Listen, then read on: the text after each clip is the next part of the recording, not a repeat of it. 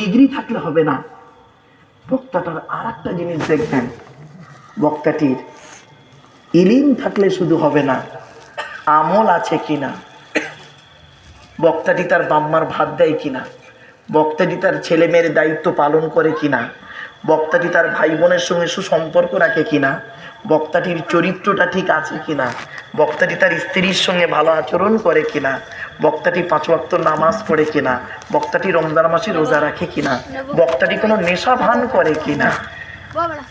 আর কিছু একটা বাক্য আছে, আল আলিমু বিলা আমালি কাশাজারি বিলা সামারি, আমল বিহীন আলেম ওই রকম, ফলবিহীন গাছটা যেরকম।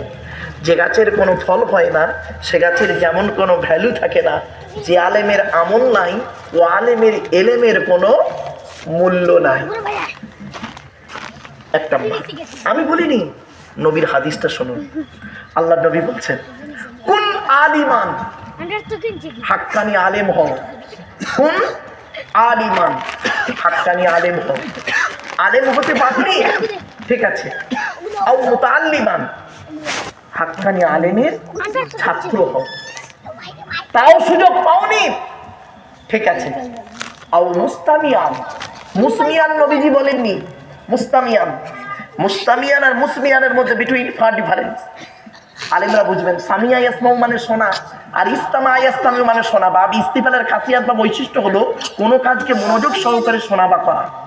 আল্লাহ নবী বললেন, আও মুস্তামিয়ান, হাক্কানি আলেমরা যেটা বলবে মনোযোগ সহকারে সেটাকে শ্রবণ করো, আমল করো।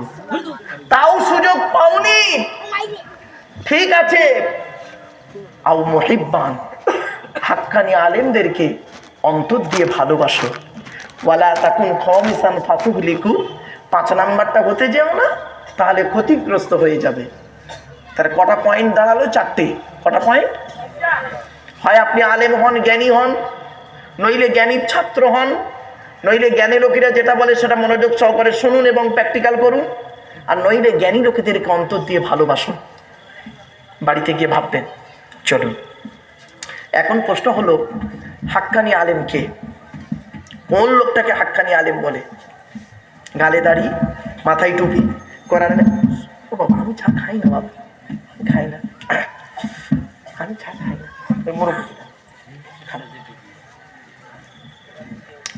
বাপেরা প্লিজ অ্যাটেনশন। হাক্কানি আলেম কে? গালে দাড়ি থাকলে, মাথায় টুপি দিলে, কোরআনের আয়াত খালি পারা নাম্বার, পৃষ্ঠা নাম্বার, লাইন নাম্বার বললে, অতিরিক্ত হাদিস বললে না। হাক্কানি আলেমকে শুনে নিন। আল্লাহ নবী বলছেন, আমি বলিনি বাপ, আমারে ভুল বুঝবেন না, আমি জাস্ট শুধু আজকে ট্রান্সলেটারের কাজ করব। আল্লাহর কোরআন নবীর হাদিসটাকে বাংলায় অর্থ করে বলে দেবো। আমার কাজ হচ্ছে কি ট্রান্সলেটারের কাজ করা, চলুন, অনুবাদকের কাজ করা। আল্লাহ নবী বলছেন হাক্কানি আলেমকে, আল্লাহু আজওয়াদু জুদান ওয়ানা আজওয়াদু বানি আদম ওয়াজাদহুম বাদি রাজুলুন আলিমা ইলমান ফানাশরাহু ইয়াতি ইয়াউমাল কিয়ামাতি আমিরান ওয়াহিদা। আল্লাহ নবী বলেন, আল্লাহ হলেন সবথেকে বড় দাতা, আল্লাহর পরে বড় দাতা হলাম আমি মুহাম্মদ সাল্লাল্লাহু আলাইহি ওয়াসাল্লাম। আমার পরে বড় দানশীল ব্যক্তি কে জানো? আকাশের নিচে জমিনের উপরে আমার পরে বড় দানশীল ব্যক্তি হলো ওই আলেম, ওই আলেম, ওই আলেম যে ইলিম অর্জন করেছেন, ইলিম মোতাবেক নিজে চলেছেন, সমাজের মানুষকে বলেছেন, তার ইলিম থেকে মানুষ উপকৃত হতে পেরেছে। ওই শ্রেণীর আলেমগুলোকে কিয়ামতের মাঠে আল্লাহ এক একটা দলের আমির করে তুলবে।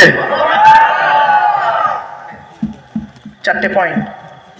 জ্ঞান অর্জন করতে হবে, জ্ঞান মোতাবেক নিজে চলতে হবে, অপরকে বলতে হবে, জ্ঞান থেকে মানুষ উপকৃত হতে হবে। কিছু বুঝতে পারছেন? ওয়াজ করা কি কঠিন? মাইকের সামনে এসে কিছু বলে দেওয়ার নাম বক্তা নয়।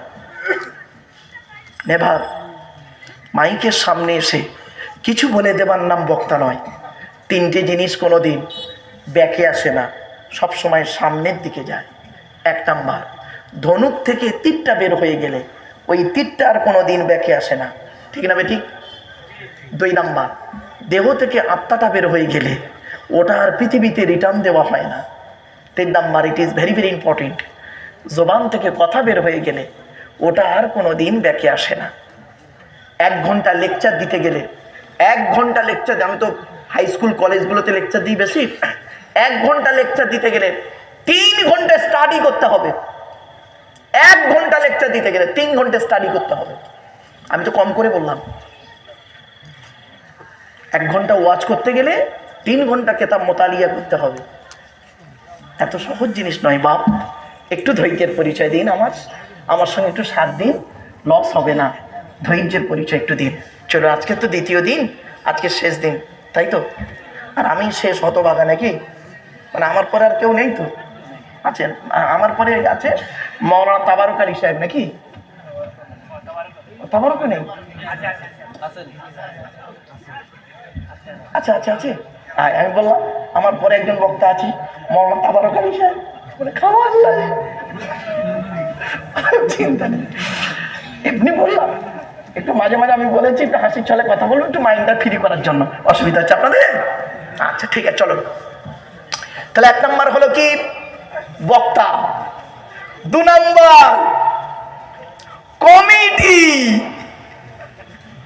জলসা কমিটি আলাদা, মসজিদ কমিটি আলাদা।